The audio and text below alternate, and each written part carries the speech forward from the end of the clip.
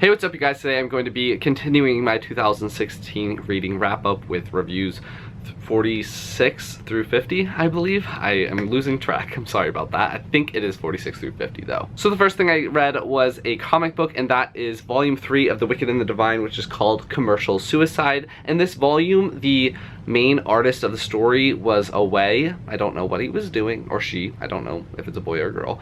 But they had a bunch of guest artists come in and do work, and so the artwork was not my favorite. If you guys know what the series is about every 90 years, 12 gods are reincarnated or reawoken in young humans, and they can live their lives however they want for 2 years, and then within those 2 years they all end up dying.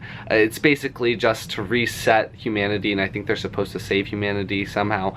Not exactly sure on the actual purpose of them being reborn, but it's awesome. I loved the first 2 volumes. I gave the first volume 4.5 stars, and I gave the second volume 5 stars because that ending was incredible. So I ended up buying this book immediately. I read it pretty much right when I got it, but the artwork was not my cup of tea. I didn't particularly like a lot of the art styles. So I'll show you some of the ones that I wasn't a huge fan of. So for instance, this is some of the artwork in the art style that I wasn't a huge fan of. It was just kind of just weird and different, and very, very different from the original artwork. And there's another one which was just okay, but like not my favorite at all. And just, I was not a big fan of how they were doing it, and I thought the coloring wasn't wasn't my favorite. This is the original artwork, although it's told in another character's perspective, so it's a little different color palette, but this is the original artwork that the other stories had, and I do really love that artwork. So it was a little bit of a mixed bag with this one in terms of my appreciation for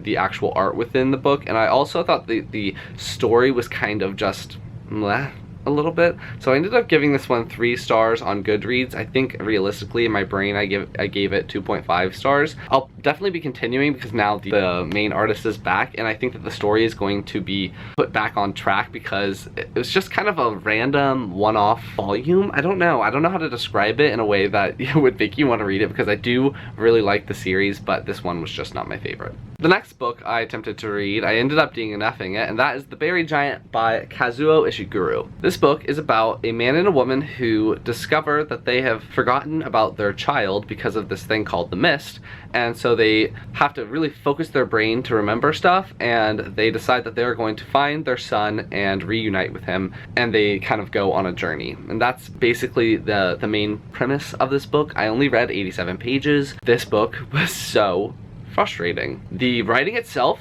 is fine, but the dialogue is the worst dialogue I've ever read.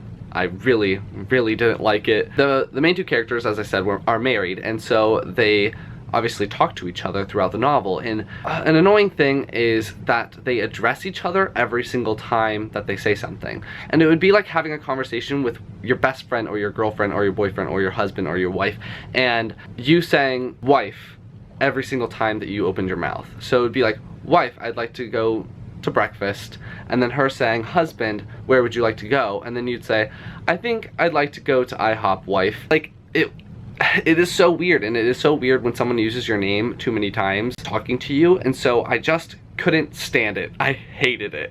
And I started counting how many times the main male character, his name's Axel, calls his wife princess.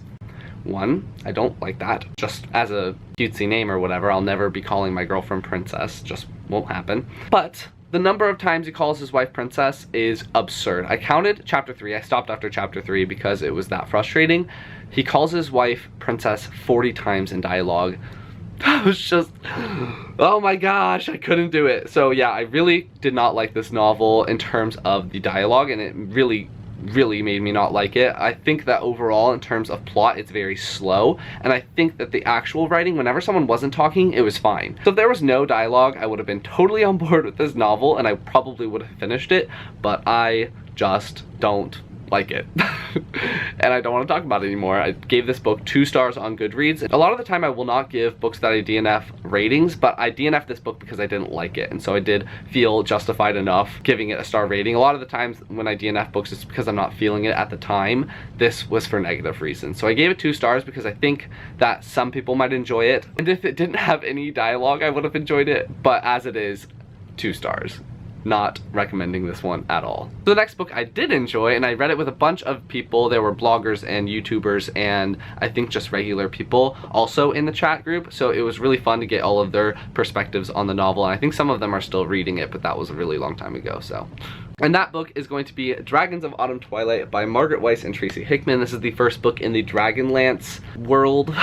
I think the actual series is Dragonlance Chronicles or something like that, just this like short part of the entire world. I think there's hundreds of books set in this world, but this is the first one that kind of deals with this one specific group. So basically this book follows a bunch of characters who have met each other before in previous adventures, although you don't have access to those. Well, now you could, but at the time you didn't.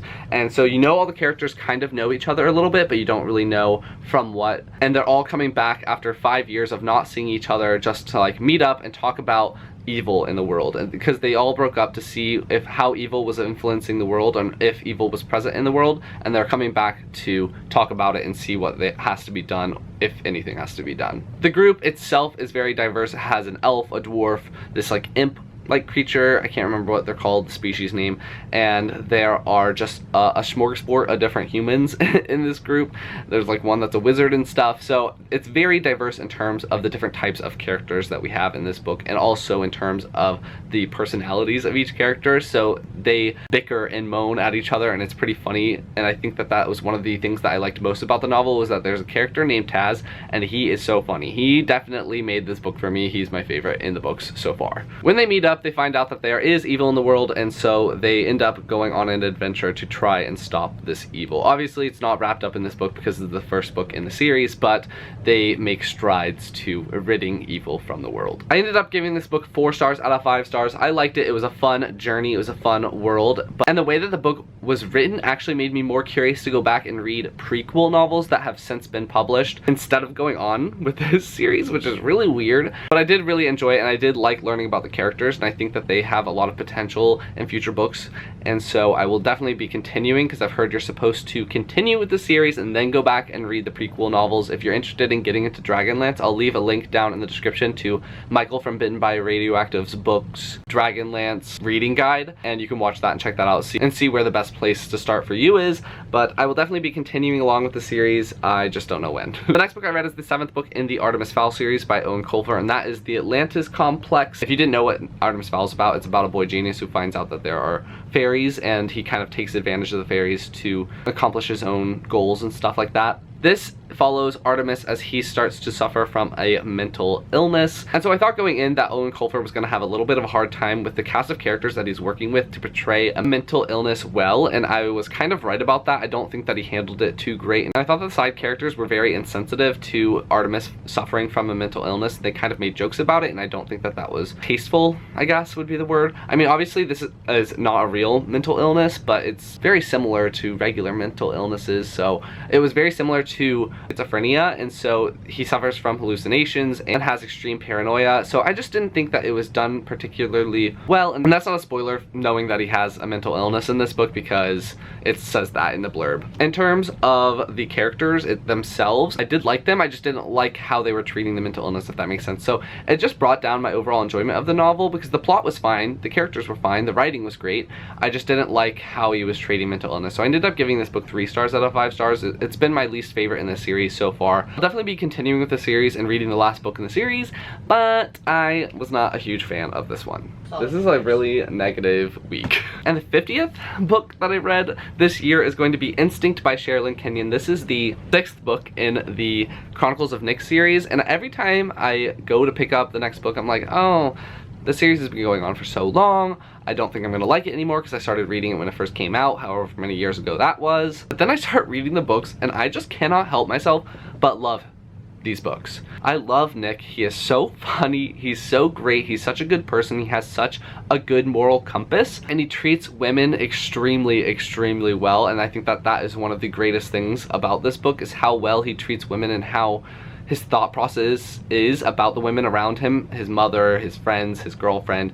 So I just really love that about the story, and I really like how he interacts with the people around him. Obviously, I like the plot of the books as well. It's about a boy named Nick, and he finds out that he is the descendant of a demon, and so that gets him in a whole bunch of trouble, and it gets him mixed up with all of these different races of beings. And this is a spin-off series to Sherrilyn Kenyon's Dark Hunters series, which is like a jillion books long, and I don't read that one because it's paranormal romance, but this one is young adult, just fantasy adventure story with a main male protagonist. So I was on board when I was 15 or something when I first started reading them, and since I have still enjoyed them, I ended up giving this book 4.5 stars out of 5 stars. I really enjoyed it. I thought that the story has gone in good directions, and I liked some of the twists that were thrown in. Definitely going to be continuing with the series. I love the Chronicles of Nick. It might be one of those guilty pleasure things for me because I just started reading them when I was really young, and I cannot help but like them, because it's not the best book series ever. It's not the greatest written thing on the planet,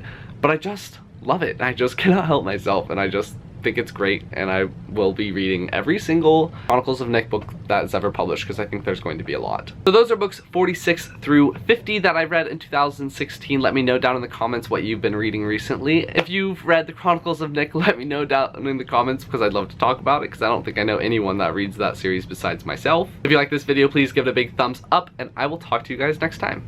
Bye.